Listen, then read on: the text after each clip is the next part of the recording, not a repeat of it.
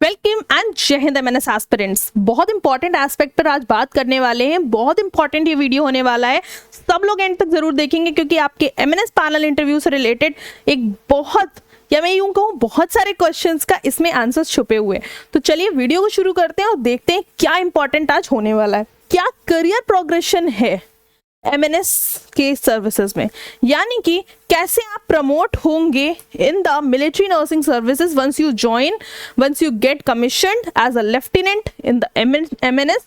आप कैसे आगे प्रमोशंस लेंगे, उसके बारे में क्या रैंक स्ट्रक्चर है इंडियन आर्मी का related to the military nursing service, उसके बारे में आज डिटेल करूंगी। जैसा कि आप लोग देख पा रहे हैं एस्पिरेंट्स कि इंडियन आर्मी का रैंक स्ट्रक्चर यही रहता है। आप सभी जानते हैं कि जब कोई इंडियन आर्मी का ऑफिसर कमीशन्ड होता है, whether it is technical entry, NDA, CDS और एनी अदर मींस, आप लेफ्टिनेंट से ही स्टार्ट करते हो। जब आप कमीशन होते हो आफ्टर योर ट्रेनिंग, आपकी पोस्ट होती है लेफ्टिनेंट। उसके बाद आप रेस होते हो captain, major, lieutenant colonel, colonel, brigadier, major general, lieutenant general, general and then the field marshal. तो आप इस हायरार्की के थ्रू देख पा रहे हो कि जो फील्ड मार्शल है वो हमारी हाईएस्ट रैंक है। ठीक है, वो क्या है? हाईएस्ट रैंक है ऑफ इंडियन आर्मी। ठीक है, तो ये तो आपको पता चल गया कि हाईएस्ट रैंक इंडियन आर्मी की क्या है, पूछा जाएगा फील्ड मार्शल है। और आपको ये भी पता है कि जो जनरल की पोस्ट होती है वो होल्ड कौन करता है? वो chief of army staff post hold करते हैं। ठीक है, जो सीनियर होते हैं जनरल्स में उनको चीफ ऑफ आर्मी स्टाफ बना दिया जाता है। तो अगर चीफ ऑफ आर्मी स्टाफ कोई बंदा है तो उसको ये तो पता होगा ना कि वो जनरल है।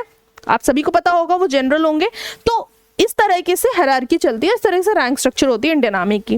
अब अगर बात की जाए मिलिट्री नर्सिंग सर्विसेज की, ठीक है, अगर मैं बात करूं मिलिट्री नर्सिंग सर्विसेज की, तो जब आपके 4 years of BSc nursing complete करते हो तो उसके बाद आपकी जब कमीशनिंग होती है वो लेफ्टिनेंट पे पोस्ट पे होती है। ठीक है, आप भी लेफ्टिनेंट की पोस्ट से स्टार्ट करते हो, then you come to captain, then major, then lieutenant colonel, then colonel, brigadier, major general.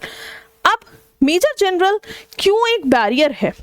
ठीक है, मेजर जनरल के बाद आपने कभी प्रमोशंस नहीं देखे होंगे एमएनएस की सर्विसेज के लिए। तो एमएनएस ऑफिसर्स की जो हाईएस्ट रैंक होती है वो होती है मेजर जनरल की।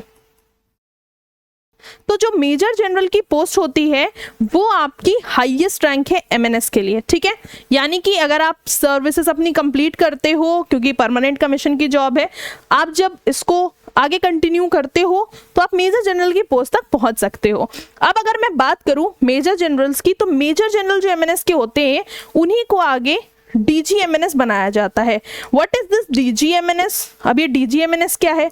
डीजीएमएनएस is directorate general of military nursing services, जो कि हेड होते हैं सुप्रीम मिलिट्री नर्सिंग सर्विसेज के, अथॉरिटेटिवली भी और एग्जीक्यूटिवली भी। ठीक है, तो यही डिसीजंस मेक करते हैं कि कितनी वैकेंसीज होनी चाहिए, कहाँ पर नर्सिंग की ट्रेनिंग होगी, कैसे इंटर्नशिप्स होंगी, क्या स्टिपेंड होगा, everything related to your MNS is being decided by DGMNS. ठीक है, तो ये एक हाईएस्ट पोस्ट होती है एमएनएस की। चलिए आगे बढ़ते हैं। So this is the most inspiring picture for today, that is ये वो पर्सन है, ये मैम है, यही आपकी करंट चीफ है मिलिट्री नर्सिंग सर्विसेज की। हो सकता है आपसे पूछा जाए कि who is chief of MNS.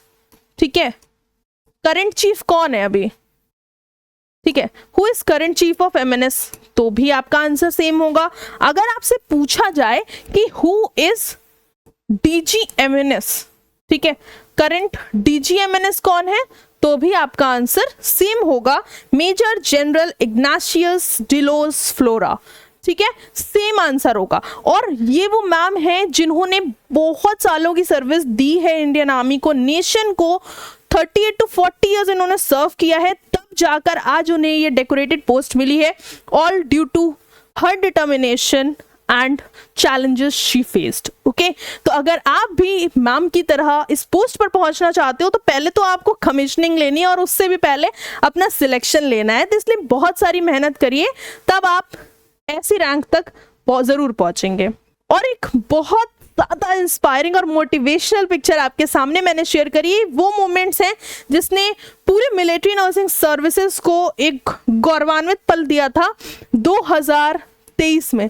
2023 की ये बात है जब ऑनरेबल प्रेसिडेंट ऑफ इंडिया ने देवरानी सिस्टर्स जो कि मिलिट्री नर्सिंग सर्विसेज में सर्व कर रहे थे एज एन ऑफिसर्स, उनको बुला करके उनको सम्मानित किया था with the Florence Nightingale award. और ये दोनों ही सिस्टर्स एमएनएस में सर्व कर रहे थे, brigadier Amita Devrani ma'am and major general Smita Devrani ma'am. और major general Smita Devrani ma'am उस टाइम पर डीजी एमएनएस थी। तो कितने प्राउड मोमेंट होगा, सोचिए उस फैमिली के लिए जिसमें दोनों ही डॉटर्स एमएनएस में हैं, दोनों ही डॉटर्स एक बहुत बड़ी रिस्पॉन्सिबल पोस्ट पर हैं, और साथ ही उनको फ्लोरेंस नाइटिंगेल जैसे बेहतरीन अवार्ड से सम्मानित किया गया। ये मेडिकल की फील्ड में, स्पेशली नर्सिंग की फील्ड में फ्लोरेंस नाइटिंगेल अवार्ड बहुत बड़ा अचीवमेंट होता है। तो इस तरह से इन दोनों सिस्टर्स ने अपने एक्सीलेंस से ये अवार्ड हासिल किया। अगर आपके अंदर भी इतनी क्षमता है कि आप अपने आप को पीछे रखकर अपनी ऑर्गेनाइजेशन को आगे रख सकते हैं, अगर अपनी रिस्पॉन्सिबिलिटीज को प्रायोरिटी दे सकते हैं, अगर अपने नेशन की तरफ आपकी वो पैट्रियोटिक फीलिंग है, आप दूसरों को सर्विस विद स्माइल जो मोटो है एमएनएस का उसके साथ सर्व कर सकते हैं, तभी आप इस एग्जाम के लिए प्रिपेयर करिए, तभी आप इस एग्जाम को दीजिए, तभी आप सोचिए कि आप एक बेहतरीन एमएनएस ऑफिसर बन पाएंगे। ये दो एग्जाम्पल्स इतने बड़े हैं, शायद अभी मुझे नहीं देने चाहिए आपको क्योंकि अभी आप उस पोस्ट पे नहीं हो, बट ये बहुत बड़ा इंस्पिरेशन मोमेंट है। तो ज़रूर आप ध्यान रखिएगा इन चीज़ों का। एंड आई होप कि इस वीडियो ने आपके बहुत सारे डाउट्स क्लियर करे होंगे, क्योंकि आपसे इंटरव्यू में ये भी पूछा जा सकता है, who is current DG MNS, who is the chief of military nursing service, which is the highest rank achieved by any military nursing service officer.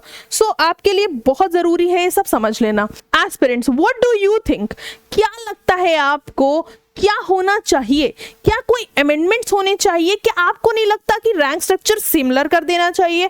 अगर आपके मन में भी ऐसे कुछ अमेंडमेंट्स को लेकर सवाल आ रहे हैं तो ज़रूर मुझे कमेंट में बताइएगा, बिकॉज ये भी एमएनएस पैनल इंटरव्यू का एक इंपॉर्टेंट क्वेश्चन है। आपसे पूछा जा सकता है कि आपको क्या लगता है कि मिलिट्री नर्सिंग सर्विसेज में लास्ट के कुछ ईयर्स में क्या क्या अमेंडमेंट्स हुए, पहली चीज।